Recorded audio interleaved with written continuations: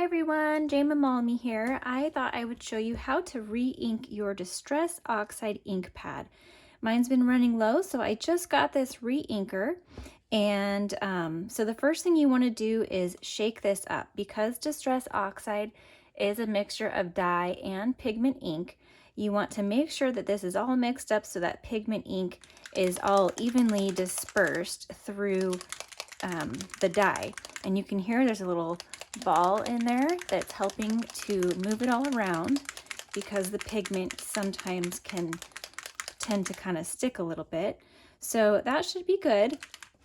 Now all you're going to do is remove your lid and just like evenly coat it. You don't have to be super precise about this because now you're going to take an old gift card or any kind of scraper that you have and you're going to sort of spread it around.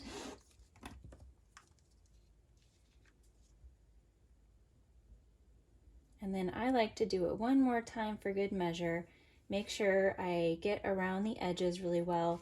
And then the second time I'm going to go back and go this way. And you can see that it's absorbing slower this time because the pad is starting to get full.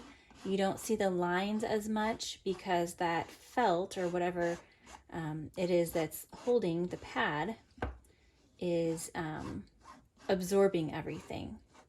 You also want to do a card or just scrape it with something because that pigment sort of tends to sit on the top sometimes and doesn't soak in potentially as well as the dye ink. So that's another reason why I like to scrape it. I'm just going to do one more time until I see that it's not absorbing very well anymore so that my pad is just really good and juicy.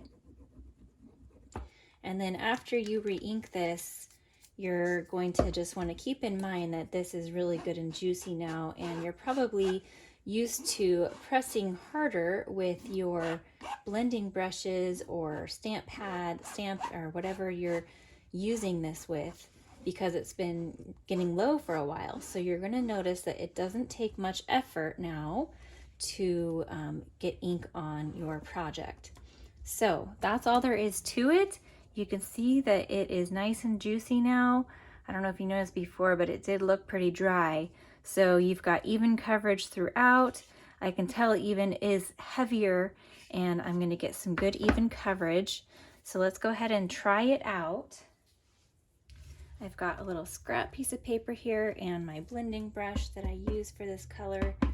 And yeah, it's definitely going on better than it was. I probably could even add a little more, but I don't know if you guys saw my last video with some blending. I used this chip sapphire color and it definitely was running low, you could tell. So that's giving me a nice good coverage. I'm happy with it, and so I know that I have done my job to re-ink my pad.